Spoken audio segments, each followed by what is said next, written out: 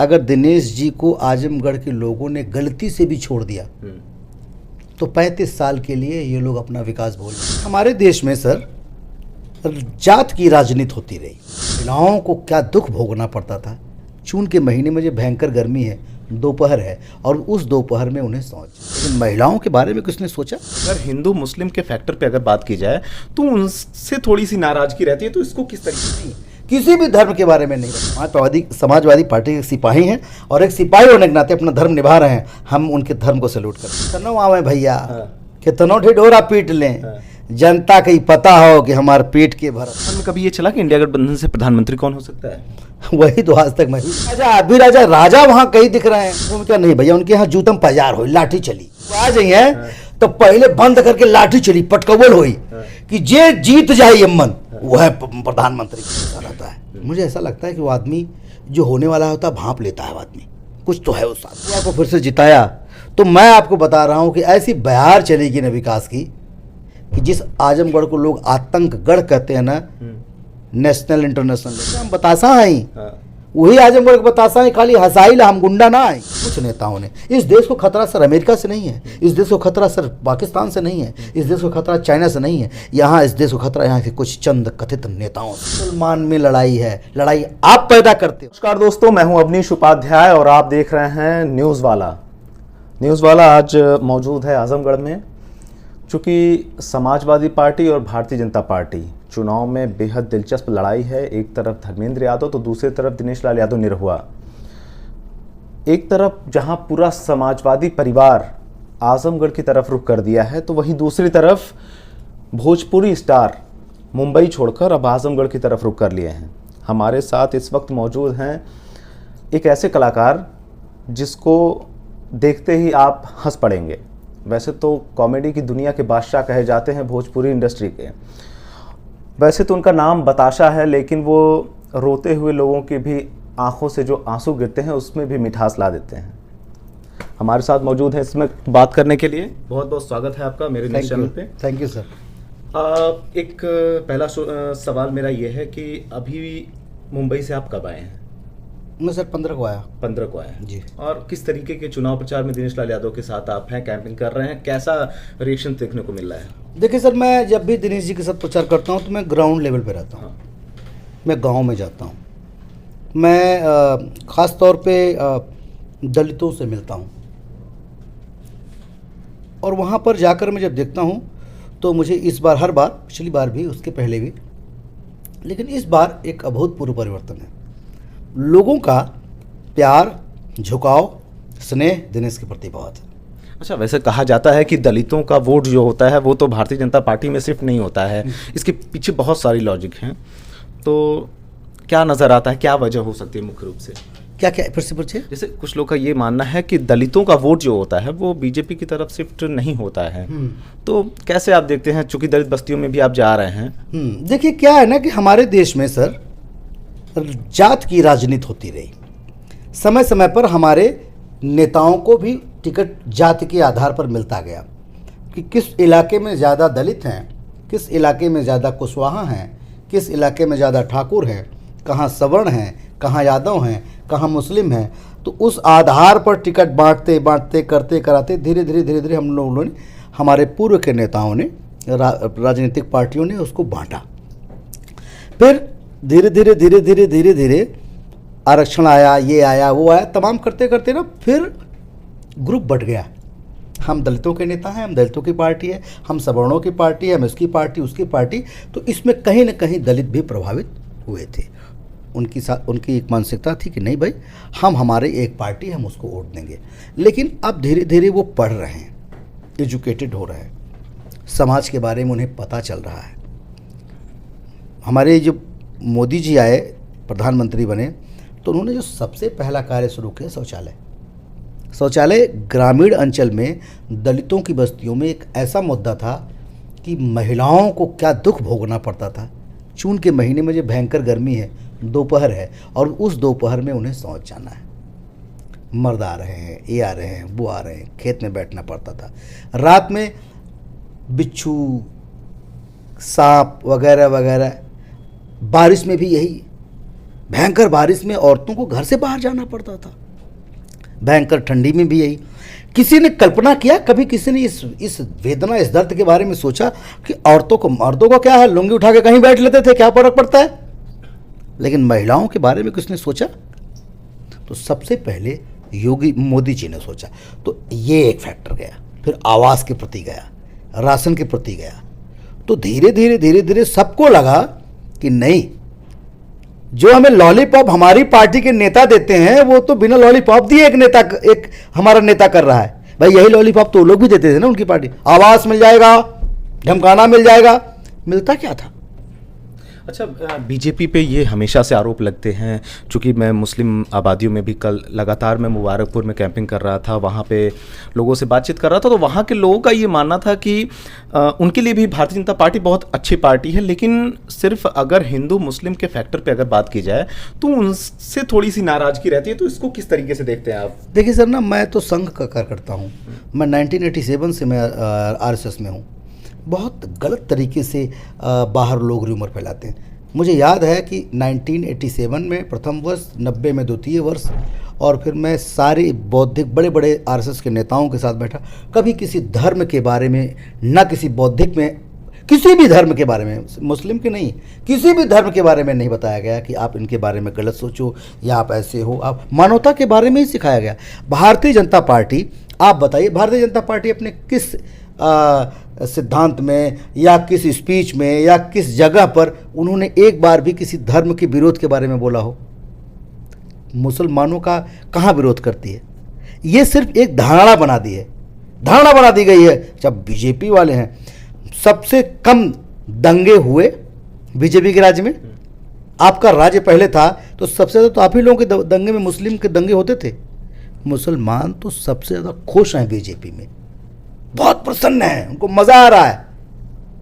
अच्छा, एक चीज़ ये जानना चाहूँगा कि कहा जाता है कि एक, आपने भी सुना होगा यश भारती के बारे में, बहुत बार कहा जाता है कि यश भारती, मैं आपसे पर्सनली जानना चाहूँगा कि ये यश भारती मिला किसको था? विजय लाल यादव कहते हैं कि मैंने दिलवाया है निरहुआ को, समाजवादी पार्टी भी बार बार ये कहती है, लेकिन वास्तविकता क्या थी? चूंकि आप इंडस्ट्री से जुड़े हुए हैं और ये अवार्ड मिला था, इसके बारे में थोड़ा देखिए सर, ऐसा है कि माननीय मुलायम सिंह जी अपने सभा में निरहु को बुलाया करते थे। दिनेश जी जाते थे और बहुत अच्छा प्रोग्राम करते थे, भीड़ इकट्ठा करते थे, सारी चीज़ें होती थी। दिनेश की अपनी एक फैंस फॉलोइंग हो गई। विजय लाल यादव तो उनके गुरु हैं, विजय लाल यादव उनके भाई हैं। लेकिन यह है कि दिनेश जी ने एक झटके में बड़ा स्टारडम हासिल किया। नेताओं के मंच पर, नेताओं से पहुंचने से पहले दिनेश जी का प्रोग्राम होता था ताकि भीड़ इकट्ठा हो जाए। नेताओं को तो कोई देखना चाहता नहीं। आज मोदी जी, योगी जी, 2-4 लोगों को छोड़ दिया जाए तो बुलाइए आप, कोई पब्लिक आ जाए। उसी नेताओं की कैटेगरी में तो अब निरहुआ भी आ चुके हैं। नहीं, पर वो ठीक है, वो एक कलाकार हैं, एक अभिनेता हैं, अभिनेता से नेता बने हैं। लेकिन नेतागिरी में आकर के, नेता बनने के बाद उनका अपना जो एक चरित्र है, अपने चरित्र का जो निर्माण कर रहे हैं, एक उज्जवल, उनको क्यों लोग लाइक करते हैं, क्यों प्यार करते हैं? इसलिए प्यार करते हैं क्योंकि उन्होंने अपना एक उज्जवल चरित्र बनाया है। अभिनेता, सर एक बात बताइए कि जनता क्या चाहती है? जनता यही चाहती है कि हमारा नेता जो कहे वो करे, उसकी कथनी करने में कोई, मोदी जी भी तो नेता हैं, लेकिन मोदी जी के लिए प्यार क्यों इतना है? क्योंकि मोदी जी के कथनी करने में कोई फ़र्क नहीं है। तो निरहुआ ने अपना एक चरित्र बनाया है, निरहुआ ने अपना एक रेपुटेशन बनाया है, जिसकी वजह से उसको मोहब्बत और उसको प्यार मिल रहा है। तो कई बार विजय लाल यादव जी कहते हैं वो तो मुर्गा हरतिये में बोले लगेला, इस एकर मतलब तब थोड़ी ना भी सहरा हो जाई। तो ये कई बार बड़े कटाक्ष करते हैं अपने भाई पे। मैंने एक बार उनसे पूछा भी था, चूँकि वो मुलायम सिंह यादव को बताते हैं कि वो मेरे उनके दत्तक पुत्र हूँ मैं, फिर वो कहते हैं कि इनके यश भारती भी उनको मिलने वाला था, उन्होंने निरहुआ को दिलवाया। तो ये थोड़ा सा, देखिए बड़े भाई हैं, हम लोगों के श्रद्धेय हैं, हम लोग बहुत प्यार करते हैं उनको, और हम इतना प्यार करते हैं कि उनके बारे में कुछ उल्टा बोल भी नहीं सकते।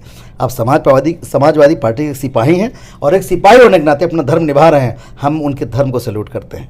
अच्छा, एक चीज़ और, इंडिया गठबंधन का के लोग भी आने वाले हैं। आप लोग तो मुंबई से चल के आ रहे हैं, कुछ लोग दिल्ली से भी आ रहे हैं, तो शिवपाल जी भी आ चुके हैं, अखिलेश जी आ रहे हैं, डिम्पल जी आ रही हैं। तो क्या कितनों आवे भैया, कितनों ढिढोरा पीट लें, जनता के पता हो कि हमारे पेट के भरता, जनता के पता हो कि हमारे सुविधा के देत हो, मूड बना ले हमें वो लोग, कौनो चारा ना चली।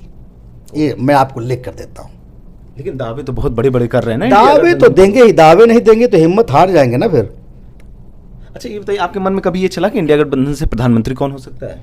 वही तो आज तक मैं भी नहीं सोच पाया कि आप लोग गठबंधन बना लिए, मुखिया का पता ही नहीं है।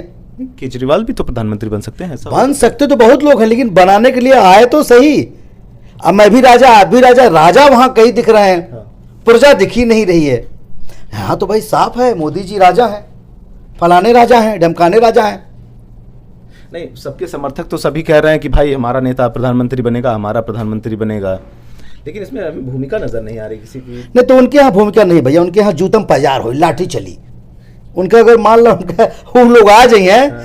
तो पहले बंद करके लाठी चली, पटकवल हुई कि जे जीत जाए यमन वो है प्रधानमंत्री बनी है। वो खूनम खून है, मुंह कपार फोड़ रही है सभी दूसरा के। अच्छा, चुनाव में आप हैं अभी, आजमगढ़ में हैं, क्या नजर आ रहा है?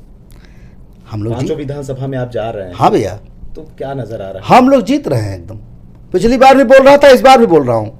पिछली बार तो आपका कैंपेन बहुत तगड़ा चला था, काफी दिन तक आप क्षेत्र में रहे। जी जी, हम इस बार और भी, पूरी फिल्म इंडस्ट्री लेकर के आप लोग आ गए थे। इस बार इंडस्ट्री के कौन इस बार भी आ गए। देखिए उधर अवंतिका जी बैठी हैं, और उधर नीलम जी आ गई हैं, आम्रपाली जी आ गई हैं, सुशील सिंह आ गए हैं, संजय पांडे आ गए, अयाज खान आ गए, मनोज टाइगर आ गया, और कम से कम आदित्य ओझा आ गया। सब लॉट का लॉट में सब उतर रहे हैं सब।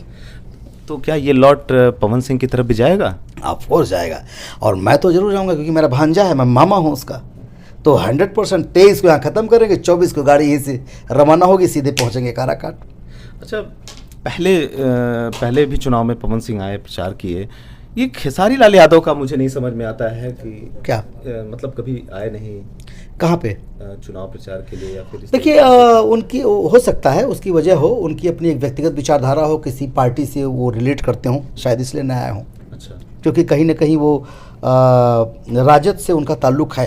अच्छा जी, इसके लिए हो सकता है, इसलिए नहीं आए होंगे। अच्छा, फिलहाल अपनी जीत को लेकर के, अगर चूंकि पहले यहाँ पे दिनेश लाल यादव निरहुआ कहते थे कि धर्मेंद्र जी का यहाँ घर नहीं है, बाहरी नेता हैं, यहाँ पे अपना गढ़ बना लिए हैं लोग।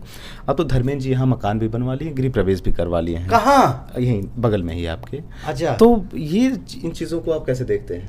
हमके ना पता रहा, मैं इसलिए बता रहा हूँ, हमको पता नहीं, हम कल पता लगाएंगे घर बन गया कि नहीं बन गया। हाँ, घर बन गया। तो वो लोग पूछ रहे थे कि दिनेश जी का कब गृह प्रवेश वगैरह होगा, इस तरीके। दिनेश जी का घर आजमगढ़, सब घर है, जहाँ खाता हूँ घर में गृह प्रवेश का जरूरत वो है। तो कह रहे थे कि समाजवादी, उस तरह तो पूरे समाजवादी में ही सब मुलायम सिंह का पूरा परिवार है, उस तरह घर है। ठीक क्योंकि है, बाहरी लेकिन नेताओं का आरोप भाई रहता था। जो जीते वो यहाँ रहे। अच्छा, जो जीते, भाई आप जीते गए हैं। ये बताइए, बारात शादी में आए हैं आप, दूल्हा गायब है, आप कह रहे हैं कि अरे फुफ्फा तो हुआ, मामा हुआ, नाना, उनसे क्या होता है? दूल्हा रहना चाहिए भैया। लेकिन आपने एक बात कही थी ना अभी थोड़ी देर पहले, आपने बोला है कि दिनेश लाल यादव निरहुआ हारने के बावजूद भी आजमगढ़ थे। हाँ, तो देखिए हारने के बाद इसलिए थे कि एक बात बताइए, अब हम आपसे एक बात बता रहे हैं कि जैसे मान लीजिए कि आप IAS का एग्जाम दे रहे हैं और आप फेल हो गए, तो क्या इलाहाबाद छोड़ देंगे? डटे रहेंगे ना। तो डटा है, उसको लगा है कि अगली बार मैं दूल्हा बनूंगा। अच्छा, धर्मेंद्र यादव जी कह रहे थे जो पिछली हार थी उनकी, जी, वो एक एक्सीडेंटल हार थी। तो क्या एक्सीडेंटल हार होती है इस तरीके से, मुझे बताइए। अब पता नहीं, हमको तो हार समझ में आती है, एक्सीडेंटल हार हमें कुछ समझ में नहीं आता। और एक्सीडेंटल है वो, फिर बार बार एक्सीडेंट नहीं होता है। तो ठीक है, कोशिश करें, हम लोग भी कोशिश कर रहे हैं। हमें तो अपनी जीत नजर आई थी और इस बार भी उसी जीत को देख रहे हैं। अच्छा, इस समय पूरे मुझे लगता है कि 4 चरणों का चुनाव खत्म होने वाला है, 2 चरण का बचा हुआ है, तो कितनी सीटें बीजेपी गेन करने वाली है इस बार? 400 पार का देखिए, मैं आपको बताऊं, मैं ना ये आंकड़ा मुझे समझ में आया नहीं, क्योंकि मैं इस बारे में बहुत ज़्यादा मैंने वो किया नहीं, समीक्षा किया नहीं। बीजेपी कह रही है कि 400 पार हम लेके आएंगे, तो उस पे आपको कितना मुझे लग रहा है या फिर कॉन्फिडेंस लग रहा है ये चीज़? देखिए, मुझे मोदी जी पे भरोसा रहता है। मुझे ऐसा लगता है कि वो आदमी जो होने वाला होता है भांप लेता है। आदमी कुछ तो है उस आदमी के अंदर, वो उस आदमी के अंदर कुछ शक्ति है। शक्ति मतलब वो मेडिटेटेड आदमी है, वो योगिक आदमी है। तो जो योगी होते हैं ना, वो योगी को अपना कुछ स्टेप, कुंडली जागरण है उनका, जो कुंडली जागरण कर लेते हैं ना, उनको दिखता है। जैसे मैं ना कुछ दिनों से मैं बहुत योग करता हूँ, और मेरी जो प्रक्रियाएं हैं, मैं मेडिटेशन सेंटर में चला जाता हूँ। तो जब से मैं योगिक नेचर का बना, जब मैं नॉनवेज नहीं खाता हूँ, मैं दारू नहीं पीता, मैं बीड़ी नहीं पीता, मैं सिगरेट नहीं पीता, और जब मैंने योग करना शुरू किया तो मुझे ना बहुत चीज़ें साफ दिखने लगती। जब इतने में मुझे दिख रही है तो वो आदमी तो कुंडलिनी जागरण कर लिया है। तो मुझे लगता है अगर वो कह रहे हैं तो सही है, कह रहे होंगे। तो कितना सहमत हैं आप, मतलब मैं सहमत, मतलब ये तो है कि पूर्ण बहुमत है, पूर्ण पूर्ण बहुमत है। सरकार आएगी जी। लेकिन कांग्रेस कह रही है कि वो 5 किलो राशन देते थे, हम आएंगे 10 किलो राशन देंगे। वो तो खड़गे जी ने अपने बयान में वहाँ भी बोल कर आए थे, क्या बोलते हैं, सबको खाली यही रहता है कि 15 लाख रुपया बोल दिए हैं, लेकिन ये भूल जाते हैं कि ये लोग क्या क्या वादा करके आए थे। मैं स्पष्ट तौर पे बताऊं, मुझे वीडियो है, मैं दिखाऊंगा कभी। राजीव गांधी राजस्थान में वादा करके आए थे, एक को नहीं पूरा किए। जब वो वहाँ विधानसभा में जीते उनके और ये वजह हार गए इस बार।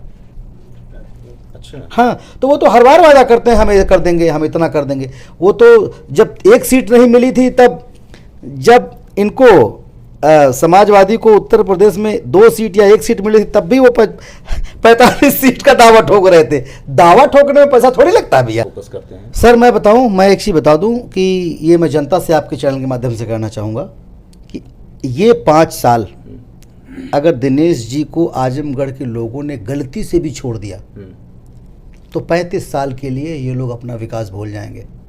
और इस साल के लिए? जी बहुत पिछड़ जाएगा। क्योंकि क्या, और इस बार अगर इन्होंने निरहुआ को फिर से जिताया तो मैं आपको बता रहा हूं कि ऐसी बहार चलेगी ना विकास की, कि जिस आजमगढ़ को लोग आतंकगढ़ कहते हैं ना नेशनल इंटरनेशनल लेवल पर, उसी आजमगढ़ को अगर लोगों ने इज्जत की नज़र से नहीं देखा। यहाँ एक से एक हस्तियां हैं, इसको प्रमोट ही नहीं किया हमारे पूर्व के नेताओं ने। हमारे देश के, हमारे जिला के कल्चर को तो दिखाया ही नहीं गया कहीं। हरिहरपुर घराना हो गया, चाहे आपका राहुल सांस्कृत्यान के बारे में हो गया, यहाँ के और धोबी गीत हो गया, फलाना हो गया, ढमकाना हो गया, क्या नहीं है यहाँ पर। शबाना आज़मी भी तो यही की हैं, पर शबाना आज़मी को कितनी बार बुलाया इन लोगों ने यहाँ। शबाना आज़मी के द्वारा यहाँ के बारे में कितना चीज़ें बताई गई। यहाँ से अब जैसे मुबारकपुर की साड़ी होती है, क्या यहाँ की बुराइयों को खाली बताया गया, अच्छाइयों को नहीं बताया। हमेशा आतंक का गढ़ बताया, आतंकगढ़ बताया गया। हमको भी लोग बोलते हैं आजमगढ़, अरे बाप रे, तो मैं उनको बोलता हूँ भैया हम बतासा हैं, वही आजमगढ़ के बतासा है, खाली हसाइल, हम गुंडा ना आए, हमारे बारे में हमारे यो जाना। और वैसे लोग भी हैं यहाँ पे 100% सर, बहुत कमाल के लोग हैं। और सर मैं बताऊं, यहाँ के मुसलमान भाई भी, मैं अभी गया, जाकिर भाई ने हमको क्या मोहब्बत दिया, क्या प्यार दिया। अच्छा सर मैं कल गया था सलेमपुर, पूरा मुसलमान भाइयों का इलाका था, खाना रखा गया, मिठाई रखी गई, महिलाएं आई, फोटो निकाली, पूरे उनके बच्चे आए, नाचे गाए, वीडियो हमारे पास है, देखिए सर, जाकिर भाई ने क्या स्वागत किया हमारा। मैं कैसे मान लूं कि यहां पर गंगा जमुनी का तहजीब नहीं है। सिर्फ यहां पर हमारे कुछ नेताओं ने, इस देश को खतरा सर अमेरिका से नहीं है, इस देश को खतरा सर पाकिस्तान से नहीं है, इस देश को खतरा चाइना से नहीं है, यहाँ इस देश को खतरा यहाँ के कुछ चंद कथित नेताओं से है सर। बहुत बड़ा बयान दे रहे हैं जी सर, इस देश को खतरा यहाँ के चंद नेताओं से है जो ओट की राजनीति करते हैं, जो गंदी राजनीति करते हैं। इसीलिए मोदी जी जैसे लोगों का आना बहुत जरूरी था। धर्म के नाम पर, वोट के नाम पर इसको गाली देके उसको, ये इस तरह की राजनीति नहीं होती है सर। मैं अपना पर्सनल बताऊं सर, मैं बीजेपी का कार्यकर्ता हूं, मेरे साथ अयाज खान प्रचार कर रहा है, मेरे कितने मुस्लिम दोस्त हैं जिनके घर में जाता हूं, असलम शेख हमारे डायरेक्टर हैं, रोज़ा उस्मानी मेरी प्यारी दोस्त है, जिसके भाई बीमार था, जी जान लगा दिया मैंने उसके लिए। मैं कैसे मान लूं इस बात को कि हिंदू मुसलमान में लड़ाई है? लड़ाई आप पैदा करते हो। जैसे फिल्म इंडस्ट्री में ग्लैमर नहीं है, सिर्फ मैगजीन्स में दिखती है, वैसे हिंदू मुसलमान में प्रॉब्लम नहीं है, प्रॉब्लम आप क्रिएट करते हो। कहां पर? न्यूज़ में, पेपर में, अखबार में। फिर इस लोग आपस में भिड़ जाते हैं, ये भिड़ा रहे हैं सर। इस देश को खतरा से कह रहा हूं कुछ चंद नेताओं से है। इसलिए इस देश की जनता को अच्छे नेता पैदा करना होगा। इस देश को, मुल्क को बदलना है ना, तो आने वाली जनरेशन को बदलना होगा सर। आने वाली जनरेशन को ही बताना होगा कि हम हमारे मुल्क को बदलने के लिए सबसे पहले ये बताएं कि भाई आपका धर्म आपका है, मेरा धर्म मेरा है। धर्म, देश रहेगा तो धर्म रहेगा ना। बिल्कुल। एक बम गिरेगा तो पूछ के गिरेगा कि तो आप मुसलमान हो आपको छोड़ दूंगा, आप हिंदू हो आपको छोड़ दूंगा। तो ये सोचना पड़ेगा पहले कि पहले देश है फिर धर्म है, और यहाँ पहले धर्म मानना चाहते हैं और फिर देश मानना चाहते हैं, ऐसे नहीं चलता है। चलिए, बहुत बहुत शुक्रिया। आपने देखा कि भोजपुरी के सुपरस्टार बतासा चाचा हमारे साथ बातचीत करने के लिए मौजूद थे और उन्होंने बहुत बड़े बड़े बयान दिए हैं और जीत को लेकर के निरहुआ को बड़ा आश्वस्त नजर आ रहे हैं। खैर 4 जून को इसका फैसला हो जाएगा कि कौन किस पर कितना भारी है। अवनीश उपाध्याय, आजमगढ़।